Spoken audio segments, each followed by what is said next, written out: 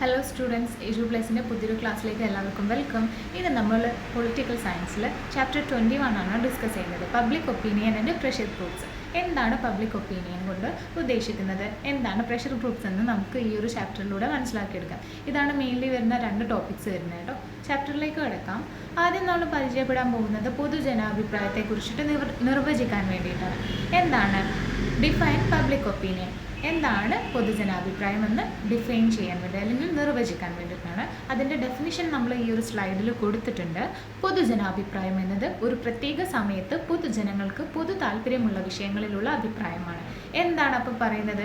അതായത് ഒരു സർട്ടൻ ടൈംസിൽ നമ്മുടെ ഈ പൊതുജനങ്ങൾക്ക് ജനങ്ങൾക്ക് ചില വിഷയങ്ങളിൽ പ്രത്യേകമായിട്ടുള്ള താല്പര്യം വരുന്നതാണ്. ഇതിനെ നമ്മൾ പൊതുവെ എന്ത് പറയുന്നു? പൊതുജനാഭിപ്രായം എന്നുകൊണ്ട് ഉദ്ദേശിക്കണം. അപ്പം ഇവിടെ ഇതിൻ്റെ അഭിപ്രായം എന്ന് പറയുന്നത് ഏകകണ്ഠമായിരിക്കണം എന്നില്ല, അത് ജനങ്ങളുടെ ക്ഷേമത്തിന് വേണ്ടിയായിരിക്കണം. അപ്പം ഇത്തരത്തിലുള്ള അഭിപ്രായങ്ങൾ എങ്ങനെയുള്ളതാണ്? അത് ജനങ്ങളുടെ ക്ഷേമത്തെ മുൻനിർത്തിയിട്ടുള്ളതാണ്. പൊതുജനാഭിപ്രായം യുക്തിയെ അടിസ്ഥാനമാക്കിയുള്ളതും ശരിയായ ചർച്ചയ്ക്ക് ശേഷം രൂപപ്പെടുന്നതുമാണ്. അപ്പം ഇതെന്താണ്? യുക്തിക്ക് നിരക്കാത്തതല്ല, അതിനെ അടിസ്ഥാനമാക്കി വരുന്നതാണ്. അതുകൊണ്ട് തന്നെ അതിന് ഒരു ശരിയായ ചർച്ച നടക്കുന്നുണ്ട്. അതിന് ശേഷം മാത്രമാണ് ഈ ഒരു പബ്ലിക് ഒപ്പീനിയൻ അല്ലെങ്കിൽ പൊതുജനാഭിപ്രായം രൂപപ്പെടുന്നത്. ഓക്കെ, അപ്പം ഈ ഒരു ഡെഫിനിഷൻ ചോദിച്ചു കഴിഞ്ഞാൽ ഈ ഒരു പോയിന്റാണ് നിങ്ങൾ എഴുതി കൊടുക്കേണ്ടത്. ഇനി നെക്സ്റ്റ് ഒരു ക്വസ്റ്റ്യൻ പ്രതീക്ഷിക്കാം. ഇന്ത്യയിലെ ജനാധിപത്യ വ്യവസ്ഥയിൽ പൊതുജനാഭിപ്രായത്തിൻ്റെ പങ്ക് പരിശോധിക്കാൻ വേണ്ടി. അപ്പം ഇത് ഇംഗ്ലീഷിലേക്ക് വരുമ്പോൾ എങ്ങനെയാണ് ചോദിക്കാവുന്നത് ക്വസ്റ്റ്യൻ? ഇന്ത്യയിലെ ജനാധിപത്യ വ്യവസ്ഥ, അതായത് ഡെമോക്രാറ്റിക് സിസ്റ്റം ഓഫ് ഇന്ത്യ എന്ന് നമ്മൾ അതിനെ പറയും. ഈ ഒരു ഡെമോക്രാറ്റിക് സിസ്റ്റം ഓഫ് ഇന്ത്യയിൽ നമ്മുടെ പബ്ലിക് ഒപ്പീനിയൻ്റെ പൊതുജനാഭിപ്രായത്തിൻ്റെ റോള് അല്ലെങ്കിൽ പങ്ക് എക്സാമിൻ ചെയ്യാൻ പരിശോധിക്കാൻ വേണ്ടിയിട്ടാണ് പറയുന്നത്. അപ്പോൾ ഇതിൽ 4ഓളം പോയിന്റ്സ് വരുന്നുണ്ട്. ഇതിനെക്കുറിച്ച് ഡീറ്റെയിൽ ആയിട്ട് നിങ്ങൾ എക്സ്പ്ലെയിൻ ചെയ്താൽ മതി. മാർക്കിനനുസരിച്ചാണ് കേട്ടോ എഴുതേണ്ടത്. 5 മാർക്കിനൊക്കെ ചോദിക്കാന്നുണ്ടെങ്കിൽ നന്നായിട്ട് തന്നെ ഡെവലപ്പ് ചെയ്ത് എഴുതുക. അല്ലെങ്കിൽ ഒരു 3 മാർക്സിനൊക്കെയാണ് ചോദിക്കുന്നതെങ്കിൽ അതിനനുസരിച്ചായിട്ട് ആൻസർ ചെയ്യാൻ നോക്കുക. ഇനി ഇവിടെ നമുക്ക് ആൻസർ കൊടുത്തിട്ടുണ്ട്. ഒന്ന് വരുന്നത് ഗവൺമെൻറ്റിലേക്കുള്ള വഴികാട്ടിയാണ്. എങ്ങനെയാണ് ഈ ഒരു പബ്ലിക് ഒപ്പീനിയൻ നമ്മുടെ ഈ ഒരു ഡെമോക്രാറ്റിക് സിസ്റ്റത്തിൽ അതിൻ്റെ ഗവൺമെൻറ്റിലേക്കുള്ള വഴികാട്ടിയായിട്ട് മാറുന്നത്? അതായത് നയരൂപീകരണത്തിലാണ് നമ്മുടെ ഈ ഒരു പബ്ലിക് ഒപ്പീനിയൻ സർക്കാരിന് വഴികാട്ടിയായിട്ട് മാറുന്നത്. അതായത് തെരഞ്ഞെടുപ്പുകളിൽ ലഭിക്കുന്ന ജനവിധിയുടെ അടിസ്ഥാനത്തിലാണ് സർക്കാർ പൊതുവെ പ്രവർത്തിക്കുന്നത്, അല്ലേ? നമ്മളിപ്പം തെരഞ്ഞെടുപ്പ് നടക്കുന്നതാണെങ്കിൽ അതിനൊരു ജനവിധി എന്ന് വെച്ച് കഴിഞ്ഞാൽ ജനങ്ങളൊരു ലീഡറിനെ തിരഞ്ഞെടുക്കുന്നുണ്ട്. അപ്പോൾ അതിലാണ് സർക്കാർ നിലനിന്ന് പോകുന്നത്. അപ്പോൾ അതിനനുസരിച്ച് ജനങ്ങളുടെ ക്ഷേമത്തിന് വേണ്ടിയിട്ട് അവർ നിലകൊള്ളേണ്ടത് അത്യാവശ്യമായിട്ടുള്ള ഘടകം തന്നെയാണ്. കൂടാതെ ആ ഒരു തിരഞ്ഞെടുപ്പിൻ്റെ ടൈമിൽ, ഇലക്ഷൻ ടൈമിൽ കുറേയേറെ വാഗ്ദാനങ്ങൾ അവർ കൊടുത്തിട്ടുണ്ടാവില്ലേ? ഇതൊക്കെ നിറവേറ്റാനുള്ള ഒരു ടൈമാണ് എപ്പോഴാണ്? അവർ ആ ഒരു അധികാരത്തിൽ ഏറിക്കഴിഞ്ഞാൽ. അപ്പം ഇവിടെ ഗവൺമെൻറ്റിലേക്കുള്ള ഒരു വഴികാട്ടിയാണ് നമ്മുടെ പൊതുജനാഭിപ്രായം എന്ന് പറയുന്നത്. അപ്പോൾ അതാണ് ഒരു പോയിന്റ് വരുന്നത്. ഇനി നെക്സ്റ്റ് പോയിന്റ് നമുക്ക് നോക്കാം. 2ാമത്തെ പോയിന്റ് വരുന്നത് നിയമനിർമ്മാണത്തിൽ സഹായിക്കൽ. എന്താണ് ഇതിൻ്റെ 2ാമത്തെ പോയിന്റ്? അതായത് നിയമനിർമ്മാണത്തിൽ സഹായിക്കുകയാണ്. എങ്ങനെയാണ് സഹായിക്കുന്നത്? വിവിധ വിഷയങ്ങളിലെ ജനങ്ങളുടെ അഭിപ്രായമാണ് ഗവൺമെൻറ് നയങ്ങളെ എപ്പോഴും സ്വാധീനിക്കുന്നത്. ഒരു പ്രത്യേക സാഹചര്യത്തിൽ നിയമങ്ങൾ നിർമ്മിക്കാൻ പൊതുജനാഭിപ്രായം സർക്കാരിനെ സഹായിക്കുന്നു. പൊതുജനാഭിപ്രായത്തിൻ്റെ സമ്മർദ്ദം ഗവൺമെൻറ് എപ്പോഴും അനുഭവിക്കുന്നു. പൊതു നന്മയ്ക്കായി നിയമങ്ങൾ രൂപീകരിക്കുന്നതിൽ അത് ശ്രദ്ധിക്കുന്നു. അപ്പം നിയമനിർമ്മാണത്തിൽ എങ്ങനെയാണ് ഇത് സഹായിക്കുന്നതെന്നാണ് ഇവിടെ പറഞ്ഞിരിക്കുന്നത്. അതായത് എന്തെങ്കിലും സാഹചര്യത്തിൽ, അതായത് പ്രത്യേകമായിട്ടുള്ള ഏതെങ്കിലും സാഹചര്യം വരുന്നതാണെങ്കിൽ അവിടെ നിയമങ്ങൾ സൃഷ്ടിക്കേണ്ടതായിട്ടുള്ളതാണെങ്കിൽ സർക്കാർ ആരെ സഹായത്തിനായിട്ട് നോക്കുന്നുണ്ട്? നമ്മുടെ പൊതുജനാഭിപ്രായം. അവർക്കും ഇത് സ്വീകാര്യമാണോ എന്നവർ മുൻഗണന നൽകുന്നുണ്ട്. കാരണം ഈ ഒരു നിയമങ്ങൾ മറ്റും നിർമ്മിക്കുന്നത് ആർക്ക് വേണ്ടിയിട്ടാണ്? നമ്മുടെ ഈ ഒരു സാധാരണക്കാരായിട്ടുള്ള ജനങ്ങൾക്ക് വേണ്ടിയിട്ടാണ്. അപ്പം അവരറിയണം ഈ ഒരു നയം അല്ലെങ്കിൽ ഈ ഒരു നിയമം നമ്മൾക്ക് നല്ല രീതിയിൽ അതിൽ അനുശാസിക്കാൻ പറ്റുന്നുണ്ടോ എന്നുള്ള കാര്യങ്ങളൊക്കെ. അപ്പം ഈ ഒരു പൊതു നന്മയ്ക്കായ നിയമങ്ങൾ രൂപീകരിക്കുന്നതിൽ ശ്രദ്ധിക്കാൻ ഇവർക്കാർക്ക് കഴിയുന്നു? സർക്കാരിന് വേണ്ടിയിട്ട്. അപ്പം ഇത് എങ്ങനെയാണ് ഈ ഒരു ഇതിനുള്ള സമ്മർദ്ദം ചെലുത്തുന്നത് സർക്കാരിന്? അതായത് ഈ ഒരു പൊതുജനാഭിപ്രായത്തിലൂടെയാണ് കേട്ടോ. അപ്പം 2ാമത്തെ പോയിന്റ് അതാണ്, നിയമനിർമ്മാണത്തിൽ സഹായിക്കൽ. ഇനി 3ാമത്തെ പോയിന്റ് വരുന്നത് ഒരു കാവൽ നായയായി പ്രവർത്തിക്കുന്നു. എന്താണ് കാവൽ നായ എന്ന് പറയുന്നത്? വാച്ച് ഡോഗ് ആയിട്ട് പറയുന്നത്. അപ്പം നിങ്ങളോട് ഇവിടുന്ന് ഒരു ക്വസ്റ്റ്യൻ ചോദിക്കാം, 2 മാർക്കിനൊരു ക്വസ്റ്റ്യൻ ചോദിക്കാം. എങ്ങനെയാണ് നമ്മുടെ ജനാധിപത്യ വ്യവസ്ഥയിൽ ഈ ഒരു പൊതു ജനാഭിപ്രായം act as a watchdog അല്ലേ, കാവൽ നായയായിട്ട് പ്രവർത്തിക്കുന്നതെന്ന് ക്വസ്റ്റ്യൻ ഞാൻ ചോദിക്കാം. അങ്ങനെയാണെങ്കിൽ ഈ ഒരു പോയിന്റ്, 3ാമത്തെ പോയിന്റ് മാത്രം എഴുതി വെച്ചാൽ മതി, ബാക്കി കാര്യങ്ങൾ നിങ്ങൾ എക്സ്പ്ലെയിൻ ചെയ്യേണ്ടതായിട്ടില്ല. അതർവൈസ് അല്ലാതെ മൊത്തത്തിൽ ആ ഒരു പൊതുജനാഭിപ്രായത്തിനെ കുറിച്ചിട്ട് ഇന്ത്യൻ ജനാധിപത്യ വ്യവസ്ഥയെക്കുറിച്ചിട്ട് ചോദിക്കാമെന്നുണ്ടെങ്കിലാണ് 4 പോയിന്റ്സ് എഴുതേണ്ടത്. അല്ലെങ്കിൽ 2 മാർക്കിന് ഈ ഒരു വാച്ച് ഡോഗിനെ കുറിച്ച് മാത്രം ചോദിക്കുന്നതാണെങ്കിൽ ഇത് മാത്രം എഴുതിയാൽ മതി. അപ്പോൾ എന്താണ് ഇവിടെ പറയുന്നത്? ഒരു കാവൽ നായയായി പ്രവർത്തിക്കുന്നു. പൊതുജനാഭിപ്രായം ഒരു കാവൽ നായയായി പ്രവർത്തിക്കുന്നു. സർക്കാരിനെ ഉത്തരവാദിത്തമില്ലാതെ പെരുമാറുന്നതിൽ നിന്ന് നിയന്ത്രിക്കുകയും തടയുകയും ചെയ്യുന്നു. അപ്പോൾ ഇതിൻ്റെ മെയിൻ എയിം എന്താണ്? നമ്മളാണല്ലേ ആ ഒരു സർക്കാരിനെ ആ ഒരു പദവിയിൽ എത്തിച്ചിട്ടുള്ളത്. അതുകൊണ്ട് തന്നെ സർക്കാർ നമ്മളിൽ ഉത്തരവാദിത്തപ്പെട്ടവരാണ്. നമുക്ക് വേണ്ടിയിട്ടുള്ള, നമ്മുടെ പൊതുക്ഷേമത്തിന് വേണ്ടിയിട്ടുള്ള കാര്യങ്ങൾ ചെയ്യേണ്ടത്, അല്ലെങ്കിൽ നല്ല രീതിയിൽ അതിൻ്റെ പ്രവർത്തനക്ഷമമാക്കേണ്ടത് സർക്കാരിൻ്റെ ഉത്തരവാദിത്തമാണ്. അപ്പം അത് അങ്ങനെ ചെയ്തില്ല എന്നുണ്ടെങ്കിൽ പൊതുജനാഭിപ്രായത്തിലൂടെ നമ്മൾ അതിനെ എതിർക്കൂലേ. അപ്പോൾ അതുകൊണ്ട് തന്നെ അവരുടെ ഉത്തരവാദിത്തങ്ങളിൽ നിന്ന് വ്യതിചലിക്കാൻ ആർക്ക് പറ്റുന്നില്ല? സർക്കാരിന് പറ്റുന്നില്ല. അവർ ഈ ഒരു റെസ്പോൺസിബിൾ ആണ് ഇത്തരം കാര്യങ്ങളിൽ. അപ്പോൾ ഇതിന് പ്രധാന പങ്ക് വഹിക്കുന്നത് ഇത്തരത്തിലൊരു പബ്ലിക് ഒപ്പീനിയൻ വഴി കൂടെ തന്നെയാണ്. സർക്കാരിൻ്റെ തെറ്റായ നയങ്ങളെ വിമർശിക്കുമ്പോൾ തന്നെ പൊതുജനാഭിപ്രായം എല്ലായ്പ്പോഴും സർക്കാരിനെ ജാഗ്രതയോടെ നിലനിർത്തുന്നു. ജനങ്ങളുടെ ആഗ്രഹങ്ങൾക്ക് വിരുദ്ധമായോ അവരുടെ ക്ഷേമത്തിനും താല്പര്യങ്ങൾക്കും എതിരായോ പ്രവർത്തിച്ചാൽ ജനങ്ങൾ സർക്കാരിന് വോട്ട് ചെയ്യുകയോ വീണ്ടും അധികാരത്തിൽ കൊണ്ടുവരികയോ ചെയ്യില്ലെന്ന് ഗവൺമെൻറ്റിന് എപ്പോഴും ബോധവാന്മാരാണ്. അപ്പോൾ ഇവരെന്താണ് റിമൈൻഡ് ചെയ്യുന്നുണ്ട്, അല്ലെങ്കിൽ നമ്മളിപ്പം എന്തെങ്കിലും ഈ ഒരു അധികാരത്തിൽ എത്തിക്കഴിഞ്ഞാൽ സർക്കാർ തീർച്ചയായിട്ടും നെക്സ്റ്റ് ഇയറും ഒരു 5 years അവർ ഭരിച്ചു കഴിഞ്ഞാൽ നെക്സ്റ്റ് ഇയറും അതേ രാഷ്ട്രീയ പാർട്ടി, അതേ ആൾക്കാർ തന്നെ അവർക്ക് അവിടെ ആ ഒരു മുൻതൂക്കം കിട്ടണം എന്നുണ്ടെങ്കിൽ തീർച്ചയായിട്ടും നമ്മൾ നടത്തേണ്ടത് അത്യാവശ്യമാണ്. ജനങ്ങളുടെ പ്രീതി നേടേണ്ടത് അത്യാവശ്യമാണ് അല്ലേ. അപ്പോൾ നമ്മൾ അവർക്ക് വേണ്ടിയിട്ട് എന്ത് ചെയ്യണം? അവരുടെ ക്ഷേമത്തിനും താല്പര്യങ്ങൾക്കും വേണ്ടിയിട്ട് നമ്മൾ അതിനെതിരായിട്ട് പ്രവർത്തിക്കാതെ ഇരിക്കണം അല്ലേ. അപ്പോൾ മാത്രമേ വീണ്ടും അധികാരത്തിലേറാൻ ആർക്ക് പറ്റും? സർക്കാരിന് പറ്റത്തുള്ളൂ. അതുകൊണ്ട് തന്നെ ഈ ഒരു public opinion act as a watchdog അല്ലേ, അതൊരു കാവലിനായിട്ട് പ്രവർത്തിക്കുന്നുണ്ട്. ഇനി 4ാമത്തെ പോയിന്റ്, അവസാന പോയിന്റാണ് ഇതിൽ വരുന്നത്. അവകാശങ്ങളും സ്വാതന്ത്ര്യങ്ങളും സംരക്ഷിക്കുന്നു. അപ്പോൾ നമുക്കറിയാം, നമുക്കൊരു ഒപ്പീനിയൻ ഉണ്ടെങ്കിൽ ആസ് എ പേഴ്സൺ, ഒരു ഇൻഡിവിജ്വൽ ആയിരിക്കും, നമുക്കൊരു അഭിപ്രായമുണ്ടെങ്കിൽ നമുക്ക് അതിനൊരു സ്വാതന്ത്ര്യവും കിട്ടുന്നതാണെങ്കിൽ തീർച്ചയായിട്ടും നമുക്ക് എഗെയിൻസ്റ്റ് ആയിട്ട് വരുന്ന എന്ത് കാര്യത്തെയും നമുക്ക് റെസിസ്റ്റ് ചെയ്യാൻ, പ്രതിരോധിക്കാൻ കഴിയുന്നതാണ്. അതേപോലെ തന്നെയാണ് ഇവിടെയും അവകാശങ്ങളും സ്വാതന്ത്ര്യങ്ങളും സംരക്ഷിക്കപ്പെടുന്നു. ഈ ഒരു പബ്ലിക് ഒപ്പീനിയൻ വഴി നമ്മുടെ ഫണ്ടമെൻ്റൽ റൈറ്റ്സും ആൻഡ് ഫ്രീഡം ഓഫ് സ്പീച്ച് കാര്യങ്ങളൊക്കെ, ഇൻഡിപെൻഡൻസ് ഒക്കെ അത് പ്രൊട്ടക്റ്റ് ചെയ്യുന്നുണ്ട്. എങ്ങനെയാണെന്ന് നോക്കാം. പൊതുജനാഭിപ്രായം പൗരന്മാരുടെ മൗലികാവകാശങ്ങൾ, സിവിൽ, രാഷ്ട്രീയ, സാമൂഹിക, മത, സാംസ്കാരിക അവകാശങ്ങൾ എന്നിവയുടെ സംരക്ഷകനായി പ്രവർത്തിക്കുന്നു. ഒരു ജനാധിപത്യ രാജ്യത്ത് ആളുകൾക്ക് അവരുടേതായ രീതിയിൽ സർക്കാരിനെ വിമർശിക്കാനോ പിന്തുണയ്ക്കാനോ അവകാശമുണ്ട്. ഈ അവകാശത്തിൻ്റെ കൂടുതൽ ഫലപ്രദവും പോസിറ്റീവുമായ ഉപയോഗം സർക്കാരിനെ പ്രോത്സാഹിപ്പിക്കുകയോ പ്രചോദിപ്പിക്കുകയോ മാത്രമല്ല, ജനങ്ങളുടെ അവകാശങ്ങളിലേക്കും സ്വാതന്ത്ര്യങ്ങളിലേക്കും സർക്കാരിനെ സജീവമായി നിലനിർത്തുകയും ചെയ്യുന്നു. അപ്പോൾ ഇവിടെ ഈ ഒരു പോയിന്റ് എന്താണ് പറഞ്ഞിരിക്കുന്നത്? അതായത് നമുക്കൊരു ഫ്രീഡം ഓഫ് സ്പീച്ച്, അല്ലെങ്കിൽ നമ്മളിപ്പം പറയാനുള്ള ഒരു അവകാശം നമ്മളിൽ നിക്ഷിപ്തമായിരിക്കെ അല്ലേ, സർക്കാർ നമ്മുടെ ക്ഷേമത്തിന് വേണ്ടി പ്രവർത്തിച്ചിരിക്കുന്നില്ല എന്നുണ്ടെങ്കിൽ നമുക്കത് ചോദ്യം ചെയ്യാനുള്ള റൈറ്റ്സ് ഉണ്ട്. അപ്പം ഈ ഒരു റൈറ്റ്സ് ഉള്ളത് കൊണ്ട് തന്നെ നമ്മുടെ അഭിപ്രായം നമുക്ക് അവിടെ തുറന്ന് കാണിക്കാം. അപ്പോൾ ഇത്തരത്തിൽ പൊതുജനാഭിപ്രായത്തിലൂടെ പോസിറ്റീവായിട്ടുള്ള രീതിയിൽ തന്നെ നമുക്ക് നല്ല സർക്കാരാണെങ്കിൽ അവരെ പ്രോത്സാഹിപ്പിക്കാം. ഇല്ല, അവർ നമുക്ക് വേണ്ടിയിട്ടൊന്നും ചെയ്യുന്നില്ല എന്നുണ്ടെങ്കിൽ ഈ ഒരു പബ്ലിക് ഒപ്പീനിയൻ വഴി നമുക്ക് അവരെ അധികാരത്തിൽ നിന്ന് മാറ്റി അതിൽ നിന്ന് നമുക്ക് അവരെ റിമൂവ് ചെയ്യാൻ പറ്റുന്നതായിരിക്കും. അപ്പോൾ ഇത്രയും കാര്യങ്ങളാണ് ഇതിൻ്റെ ഈ ഒരു കാര്യത്തിൻ്റെ അണ്ടറിൽ examine the role of public opinion in the democratic system of ഇന്ത്യൻ്റെ അണ്ടറിൽ വരുന്നത്. അപ്പം ഇത് ഓർത്ത് വെക്കാം. ഇനി ഇതിൽ നമുക്ക് നെക്സ്റ്റ് നോക്കാം.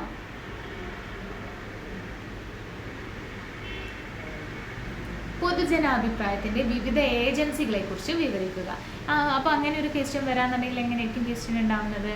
അതായത് describe the various agencies of public opinion. Public ഒപ്പീനിയൻ്റെ ഏജൻസീസ് എങ്ങനെയാണ് പൊതുജനാഭിപ്രായം എത്തുന്നത് എന്നാണ്. ഓക്കെ, അതിൻ്റെ ഏജൻസികൾ വഴിയിലെ പൊതുജനാഭിപ്രായം സമൂഹത്തിലേക്ക് വരുന്നത് എങ്ങനെയാണെന്നാണ് ക്വസ്റ്റ്യൻ വരുന്നത്. അപ്പം അതിൽ ഇത് ഫോർമൽ വേയിലും ഇൻഫോർമൽ വേയിലും ഉള്ള ഏജൻസീസ് ഉണ്ട്. അപ്പം നമുക്കിവിടെ ഫസ്റ്റ് വരുന്നത് രാഷ്ട്രീയ സാമൂഹിക വൽക്കരണമാണ്. ഇതിൽ A and B എന്ന് പറഞ്ഞിട്ട് 2 പോയിന്റ്സ് കൊടുത്തിട്ടുണ്ട്. ജസ്റ്റ് ആ ഒരു പോയിന്റ്സ് പറയുന്നത് ഇത്രയേ ഉള്ളൂ.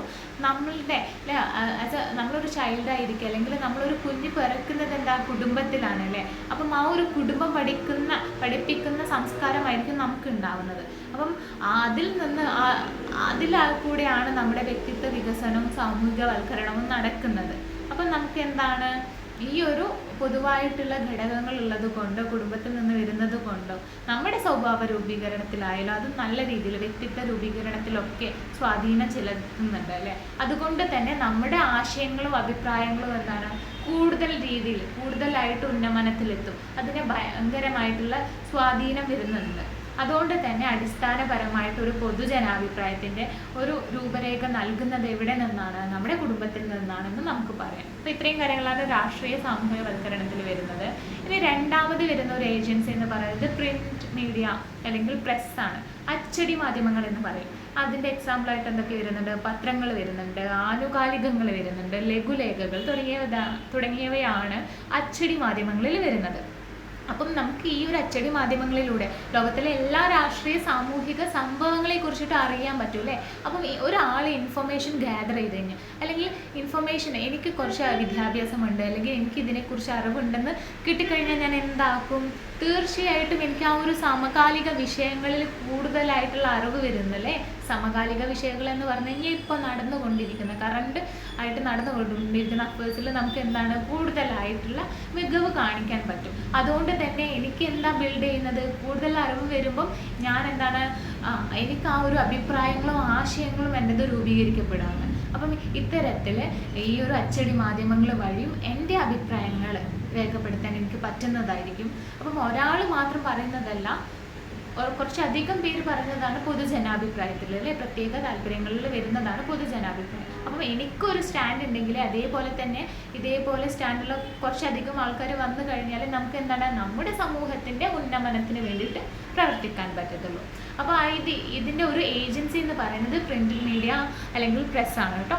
ഇനി മൂന്നാമത് വരുന്നത് റേഡിയോയും ടെലിവിഷനുമാണ്. അപ്പോൾ നമുക്കൊക്കെ അറിയാം, റേഡിയോ ഇപ്പം അന്യാധീനപ്പെട്ടുകൊണ്ടിരിക്കുകയാണ്. റേഡിയോ എല്ലാം എപ്പോഴെങ്കിലും ഏതെങ്കിലും ഒരു വീട്ടിൽ അല്ലെങ്കിൽ നമ്മുടെ എന്തെങ്കിലും പഴയ കളക്ഷൻസ് ഉണ്ടെങ്കിലാണ് റേഡിയോസൊക്കെ ഇപ്പോൾ അവൈലബിൾ ആവുന്നത് അല്ലേ.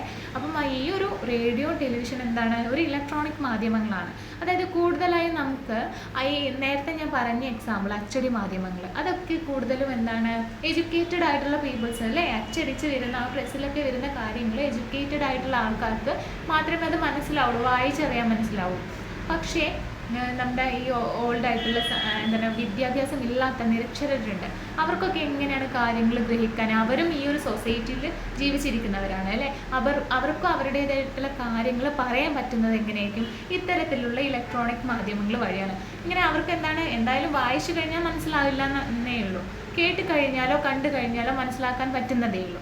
അപ്പം ഈ ഒരു ഇത്തരത്തിലുള്ള ഇലക്ട്രോണിക് മാധ്യമങ്ങൾ, റേഡിയോ ടെലിവിഷൻ മുഖേനയാണ് ഇത്തരത്തിൽ അവരുടെ വിവരങ്ങൾ ശേഖരിക്കുന്നതും അവരുടെ ചിന്തകളെ രൂപപ്പെടുത്തുന്നതും ഇതുവഴിയാണ്. അങ്ങനെയാണ് ഇത് ഒരു പ്രധാന പങ്ക് വഹിക്കുന്നത്. ഇതൊരു പബ്ലിക് ഒപ്പീനിയൻ്റെ ഒരു ഏജൻസിയാണെന്ന് നമുക്ക് ഈ ഒരു റേഡിയോ ടെലിവിഷനൊക്കെ പറയാൻ പറ്റുന്നത്.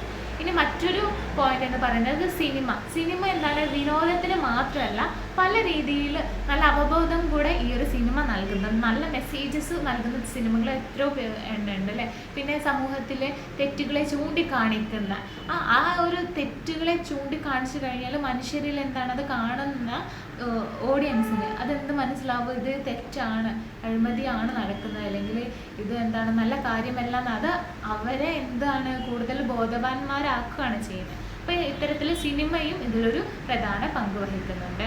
ഇനി അഞ്ചാമത്തെ പോയിന്റ് എന്ന് വെച്ച് കഴിഞ്ഞാൽ പൊതുയോഗങ്ങളാണ്. പൊതുയോഗങ്ങളെക്കുറിച്ച് പ്രത്യേകിച്ച് പറയേണ്ടതില്ലല്ലോ, ജസ്റ്റ് ഒന്ന് വായിച്ചു പോകാം.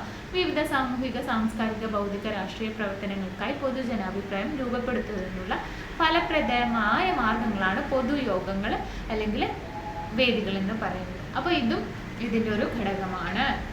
ഇനി നെക്സ്റ്റ് വരുന്നത് 6 രാഷ്ട്രീയ പാർട്ടികളും അവയുടെ പ്രവർത്തനങ്ങളുമാണ്.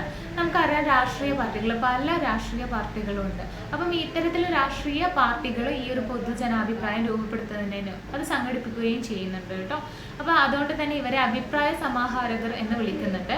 ഇനി പൊതുവിഷയങ്ങളെക്കുറിച്ച് ജനങ്ങളെ ബോധവാന്മാരാക്കുക മാത്രമല്ല രാഷ്ട്രീയ പാർട്ടികൾ ചെയ്യുന്നത് പൊതു പ്രശ്നങ്ങളെക്കുറിച്ച് ചിന്തിക്കാൻ ജനങ്ങളെ രാഷ്ട്രീയമായി ബോധവാന്മാരാക്കുക എന്നതാണ് അവരുടെ ലക്ഷ്യം. അപ്പം ഇന്നത്തെ ഈ ഒരു രാഷ്ട്രീയ പാർട്ടികളിലേക്ക് കടക്കുമ്പോൾ നിങ്ങൾക്ക് പെട്ടെന്ന് കൂടുതലും ഇവർ അവരുടെ പൊളിറ്റിക്കൽ ആയിട്ടുള്ള തിയറീസും മറ്റുമാണ് നമ്മൾ പഠിപ്പിക്കുന്നത്, കാര്യങ്ങൾ ഇങ്ങനെ ചെയ്യണം അങ്ങനെയൊക്കെ.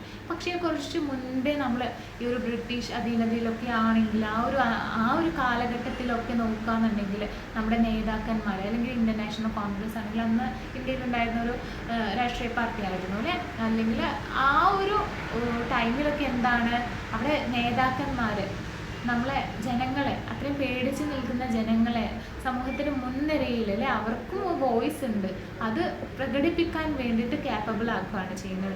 ഇവിടെ കേരളത്തിൽ തന്നെ നോക്കുന്നതാണെങ്കിൽ മാർക്സിസ്റ്റ് പാർട്ടി അല്ലേ, തൊഴിലാളി വർഗങ്ങളുടെ പാർട്ടി എന്ന് പറയുന്നത്.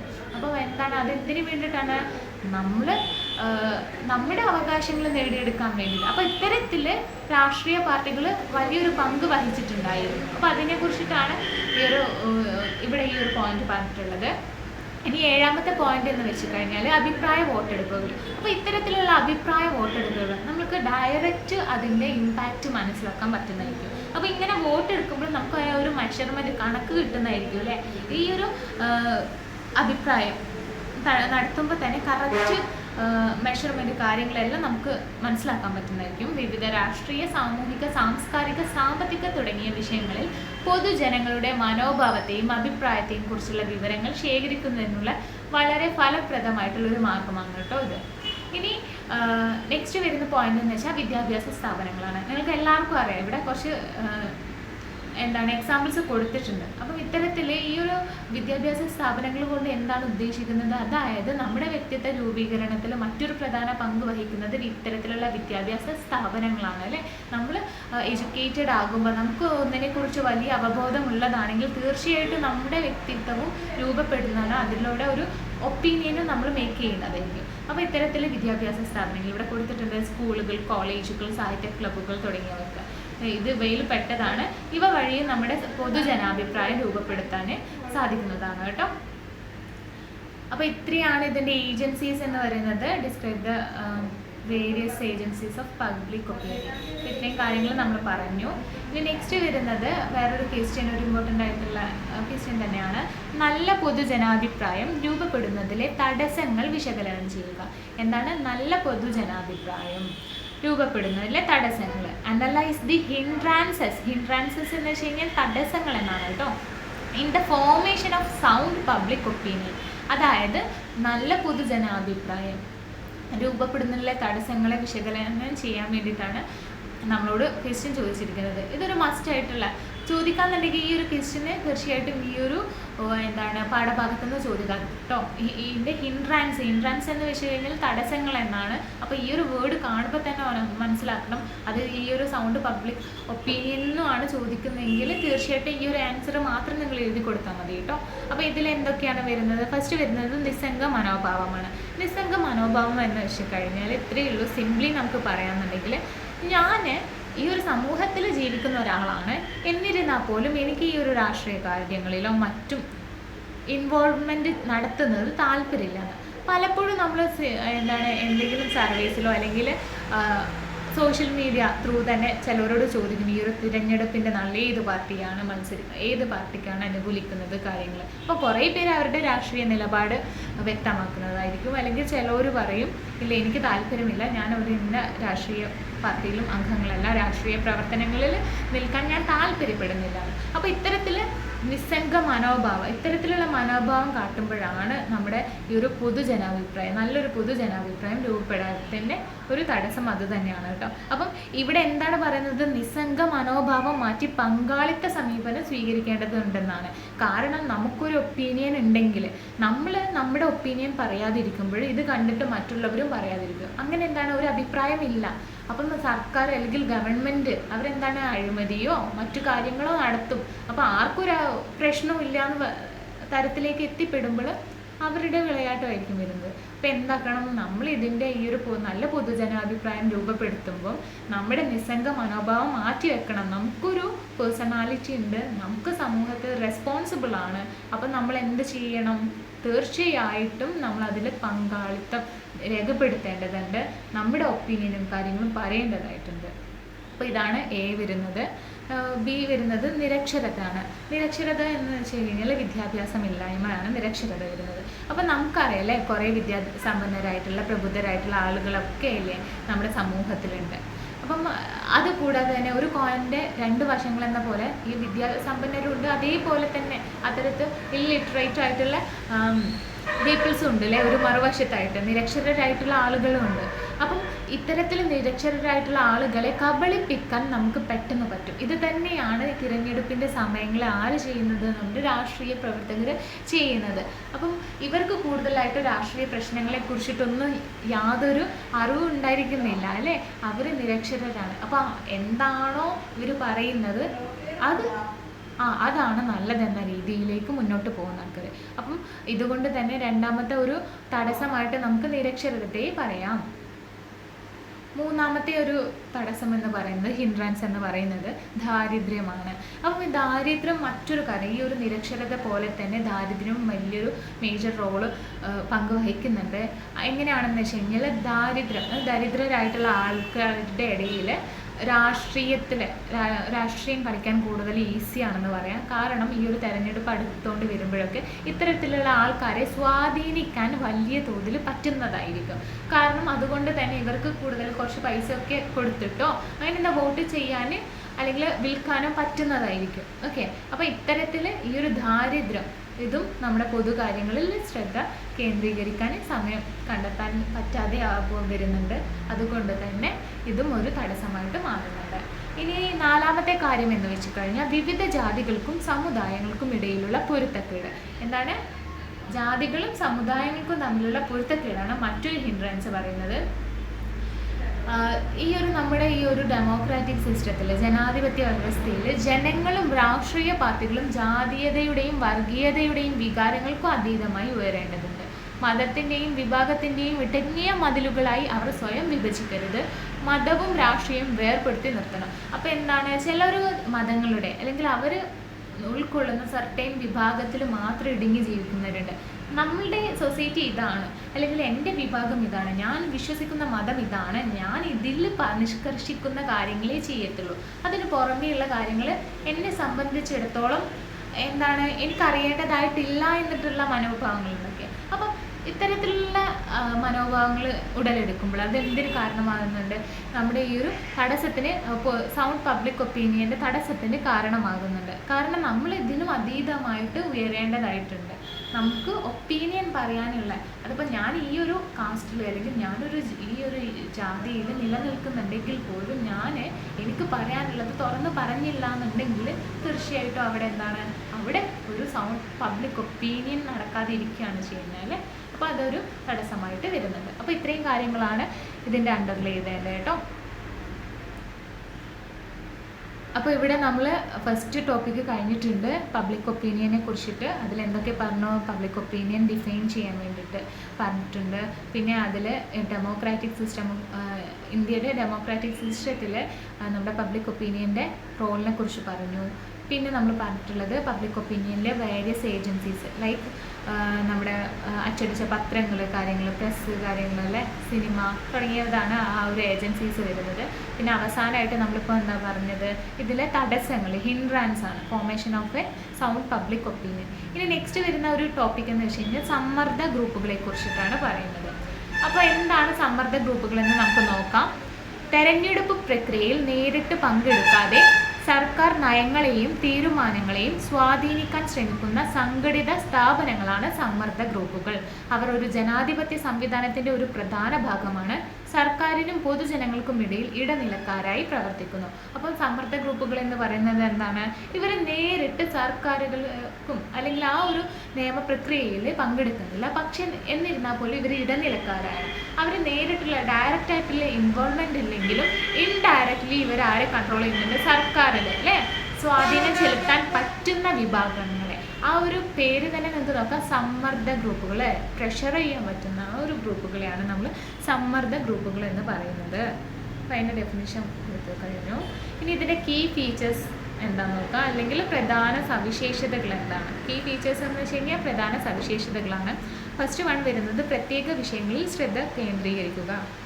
അപ്പോൾ എന്താണ് ഇതിൽ സെർട്ടൻ സബ്ജക്റ്റിൽ ഇവരെന്താണ് കോൺസെൻട്രേറ്റഡ് ആയിരിക്കും. അതായത് ഈ ഒരു പ്രഷർ ഗ്രൂപ്പ്സ് എന്ന് വെച്ച് കഴിഞ്ഞാൽ പലതരത്തിലുണ്ട് കേട്ടോ. പല കാറ്റഗറിയിലുള്ള സമ്മർദ്ദ വിഭാഗങ്ങൾ അല്ലെങ്കിൽ സമ്മർദ്ദ ഗ്രൂപ്പുകളുണ്ട്.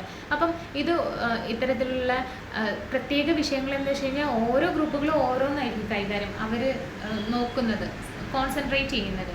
ഒന്ന് കുറച്ച് പേര് പരിസ്ഥിതി സംരക്ഷണത്തെ നോക്കുന്നതാണെങ്കിൽ ചിലവരെന്താണ് തൊഴിലവകാശങ്ങൾ അല്ലെങ്കിൽ ബിസിനസ് താല്പര്യങ്ങളെ മുൻനിർത്തിയിട്ടായിരിക്കും കോൺസെൻട്രേറ്റ് ചെയ്യുന്നത് അല്ലെങ്കിൽ ശ്രദ്ധ കേന്ദ്രീകരിക്കുന്നത്. ഓക്കെ, അപ്പം അതാണ് ഒന്നാമത്തെ ഒരു സവിശേഷത എന്ന് പറയുന്നത്. രണ്ടാമത്തേന്ന് വെച്ച് കഴിഞ്ഞാൽ പരോക്ഷ സ്വാധീനമാണ്. അതായത് ഞാൻ നേരത്തെ പറഞ്ഞ സമ്മർദ്ദ ഗ്രൂപ്പുകളെ കുറിച്ച് പറയുമ്പോൾ ഡയറക്റ്റ് ഇൻവോൾവ്മെൻ്റ് ഇല്ല, ഇവരെന്താണ് ഇൻഡയറക്റ്റ്ലി ഇൻവോൾവ് ചെയ്യാണ് ചെയ്യുന്നത്. തിരഞ്ഞെടുപ്പുകളിൽ നേരിട്ട് മത്സരിക്കുന്നതിന് പകരം നയരൂപീകരണക്കാരെ സ്വാധീനിക്കാൻ അവർ പ്രവർത്തിക്കുന്നു. ഇനി മൂന്നാമത്തെ ഒരു പോയിന്റ് എന്ന് വെച്ച് കഴിഞ്ഞാൽ വൈവിധ്യമാർന്ന അംഗത്വമാണ്.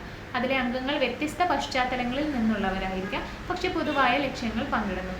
അപ്പോൾ എന്താണ് ഇത്തരത്തിലുള്ള ഞാൻ നേരത്തെ പറഞ്ഞു പരിസ്ഥിതി സംരക്ഷണം, തൊഴിലവകാശങ്ങൾ. അപ്പോൾ ഇതൊക്കെ എന്താണ് ഒരു പൊതുവായിട്ടുള്ള ലക്ഷ്യം പങ്കിടുന്നുണ്ട്. പക്ഷേ ഇതെന്താണ് അവർ പശ്ചാത്തലങ്ങൾ, അവരുടെയൊക്കെ പശ്ചാത്തലങ്ങൾ വൈവിധ്യമാർന്നതായിരിക്കാം. എന്നിരുന്നാൽ പോലും അവരൊരു കുടക്കീഴിലാണെന്ന് നമുക്ക് പറയാം. ഇനി അവസാന പോയിന്റ് ലാഭേച്ഛയില്ലാത്ത സ്വഭാവം. മിക്ക സമ്മർദ്ദ ഗ്രൂപ്പുകളും ലാഭേച്ഛയില്ലാത്ത സംഘടനകളാണ്. സാമ്പത്തിക നേട്ടങ്ങൾ തേടാതെ അവരുടെ അജണ്ട പ്രോത്സാഹിപ്പിക്കാൻ ലക്ഷ്യമിടുന്നു. അപ്പം ഇവിടെ എന്താണ് ലാഭേച്ഛയില്ലാത്ത സ്വഭാവം എന്ന് പറയുന്നത്?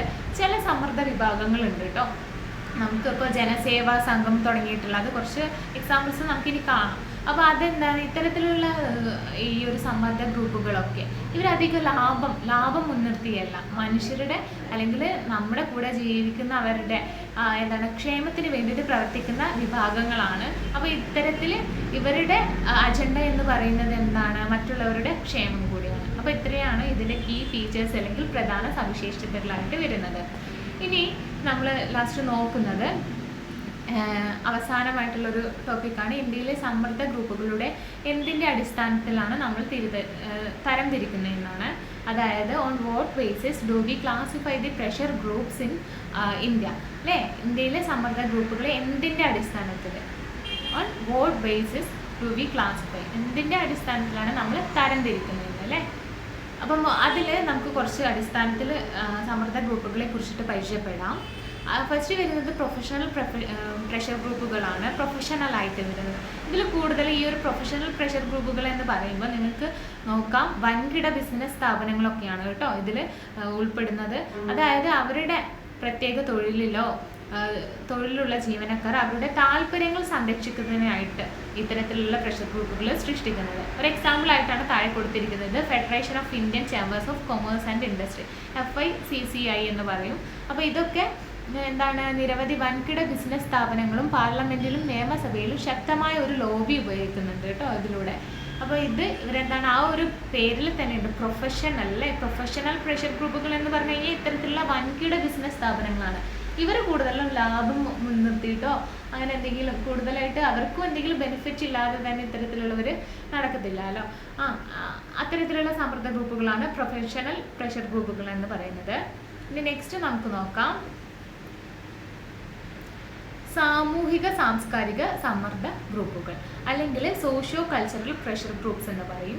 സമൂഹ സേവനത്തിലും മുഴുവൻ സമൂഹത്തിൻ്റെ താല്പര്യങ്ങൾ പ്രോത്സാഹിപ്പിക്കുന്നതിലും ശ്രദ്ധാലുക്കളായ വിവിധ തരം സാമൂഹിക സാംസ്കാരിക സമ്മർദ്ദ ഗ്രൂപ്പുകളുണ്ട്. കൂടാതെ അവരുടെ ഭാഷയുടെയും മതത്തിൻ്റെയും ഉന്നമനത്തിനായി ചില ഗ്രൂപ്പുകളുണ്ട്. അപ്പോൾ നേരത്തെ ഞാനൊരു കീ ഫീച്ചർ അല്ലെങ്കിൽ പ്രധാന സവിശേഷതകൾ പറയുമ്പോൾ ഞാൻ അവസാനമായിട്ടൊരു പോയിന്റ് പറഞ്ഞിട്ടുണ്ട്, ലാഭേച്ഛയില്ലാതെ പ്രവർത്തിക്കുന്ന ഗ്രൂപ്പുകൾ. അത്തരത്തിലുള്ള ഗ്രൂപ്പുകൾക്ക് ഉദാഹരണമാണ് സാമൂഹിക സാംസ്കാരിക സമ്മർദ്ദ ഗ്രൂപ്പുകൾ അല്ലെങ്കിൽ സോഷ്യോ കൾച്ചറൽ പ്രഷർ ഗ്രൂപ്പ്സ് എന്ന് പറയുന്നത്. എന്തുകൊണ്ടാണ്? അവർ കൂടുതലും സമൂഹത്തിൻ്റെ ഉന്നമനത്തിന് വേണ്ടിയിട്ടാണ്, സമൂഹത്തിൻ്റെ താല്പര്യങ്ങൾ പ്രോത്സാഹിപ്പിക്കാൻ വേണ്ടിയിട്ടാണ് ഇത്തരത്തിലുള്ള ഗ്രൂപ്പുകൾ ഉണ്ടാക്കിയിട്ടുള്ളത്. ഉദാഹരണം താഴെ കൊടുത്തിട്ടുണ്ട്: ആര്യപ്രതിനിധി സഭ, ജനസേവാ സംഘം, രാമകൃഷ്ണ മിഷൻ, ആര്യ സമാജ്, ജമാഅത്ത് ഇസ്ലാമി, രാഷ്ട്രീയ സ്വയം സേവക് സംഘം, വിശ്വ ഹിന്ദു പരിഷത്ത്, ശിരോമണി ഗുരുദ്വാര പ്രബന്ധക് കമ്മിറ്റി. അപ്പോൾ ഇത്തരത്തിലുള്ളതാണ് ഉദാഹരണങ്ങൾ. ഇവ എന്താണ്? ഇത്തരത്തിൽ നമ്മുടെ പൊതു താല്പര്യങ്ങളിൽ സമൂഹത്തിൻ്റെ നന്മ മാത്രം നോക്കിക്കാണുന്ന ഗ്രൂപ്പുകളുണ്ട്. കൂടാതെ എന്താണ്? ഭാഷയുടെയും മതത്തിൻ്റെയും ഉന്നമനത്തിനായിട്ട് നോക്കുന്ന ആ ഒരു ജമാഅത്ത് ഇസ്ലാമിയൊക്കെ അല്ലേ, അതൊക്കെ എന്താണ്? നമ്മുടെ മതത്തിൻ്റെയൊക്കെ ഉന്നമനത്തിനായിട്ട് വഹിക്കുന്ന ഒരു ചില തരത്തിലുള്ള ഗ്രൂപ്പുകളാണ്.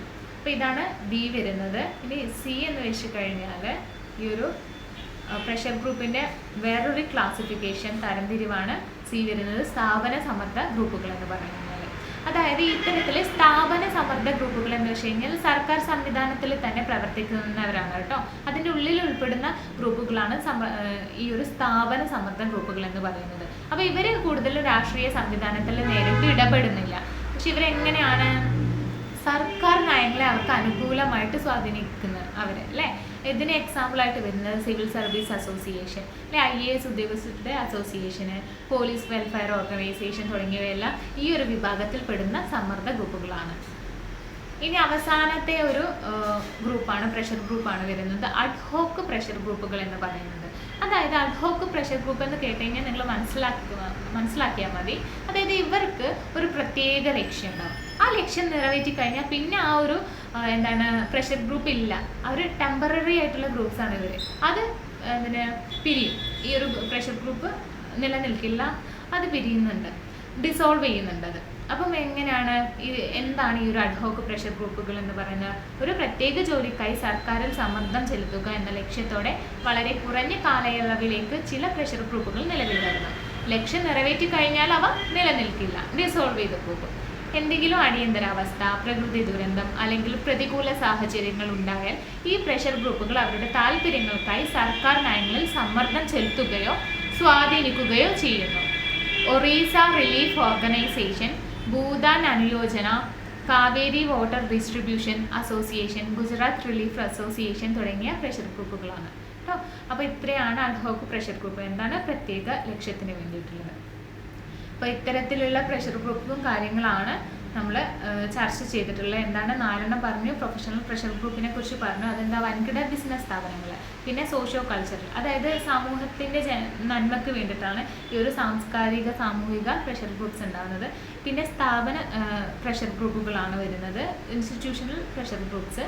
പിന്നെ അഡ്ഹോക്ക് പ്രഷർ ഗ്രൂപ്പ്, പ്രത്യേക ലക്ഷ്യങ്ങൾക്ക് വേണ്ടിയിട്ടുള്ള. ഇത്തരത്തിലാണ് 4 പ്രഷർ ഗ്രൂപ്പ് വരുന്നത്. ഇനി അവസാനമായിട്ടുള്ള ഈ ഒരു ചെറിയ ടോപ്പിക് കൂടെ ഉള്ളൂ, സമ്മർദ്ദ ഗ്രൂപ്പുകളുടെ പങ്കിനെ കുറിച്ച് ചർച്ച ചെയ്യുന്നത്.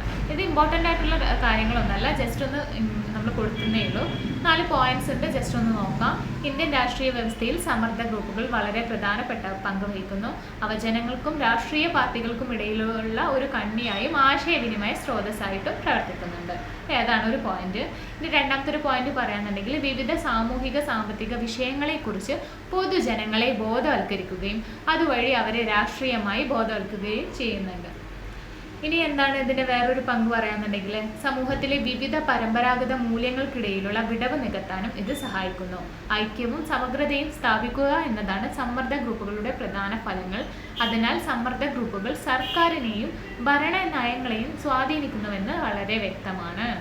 ഇനി അടുത്തൊരു പോയിന്റ് വരുന്നത്, ഒരു രാജ്യത്തെ രാഷ്ട്രീയ സ്ഥാപനങ്ങളാണ് പ്രഷർ ഗ്രൂപ്പുകളുടെ പ്രവർത്തനങ്ങളും അവരുടെ പ്രധാന ലക്ഷ്യങ്ങളും നിർണ്ണയിക്കുന്നത്. UK, USA, ഫ്രാൻസ്, മറ്റ് ജനാധിപത്യ രാജ്യങ്ങൾ എന്നിവിടങ്ങളിൽ സർക്കാർ തീരുമാനങ്ങളെ സ്വാധീനിക്കാനുള്ള കൂടുതൽ അവസരങ്ങൾ സമ്മർദ്ദ ഗ്രൂപ്പുകൾക്കാണുള്ളത്. ഓക്കെ, അപ്പോൾ ഇത് ജസ്റ്റ് ഒന്ന് ഞാൻ വായിച്ചിട്ടതേ ഉള്ളൂ. കാരണം ഇത് നിങ്ങൾ നോക്കിയാൽ മതി, അത്ര വലിയ ഇമ്പോർട്ടൻസ് അല്ല, എന്നിരുന്നാൽ പോലും അറിഞ്ഞിരിക്കണം. മേ ബി ചോദിച്ചു കഴിഞ്ഞാൽ നമുക്ക് എഴുതാൻ പറ്റുമല്ലോ.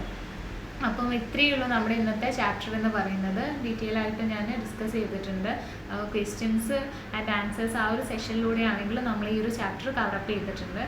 അപ്പം പബ്ലിക് ഒപ്പീനിയനെ കുറിച്ച് പറഞ്ഞിട്ടുണ്ട്. പിന്നെ നമ്മൾ പറഞ്ഞത് പ്രഷർ ഗ്രൂപ്പുകളെ കുറിച്ചിട്ടാണ്. അപ്പോൾ എല്ലാവർക്കും ക്ലാസ് മനസ്സിലായെന്ന് വിശ്വസിക്കുന്നു. ഇനിയിപ്പം മനസ്സിലായില്ലെങ്കിലും 1-2 പ്രാവശ്യം കൂടെ ക്ലാസ് കാണാം. എന്തെങ്കിലും ഡൗട്ടോ കാര്യങ്ങളോ ഉള്ളതാണെങ്കിലും കോൺടാക്ട് ചെയ്യാം. എനിവേ ഞാൻ വൈൻഡപ്പ് ചെയ്യാണ് എൻ്റെ സെഷന്. Thank you.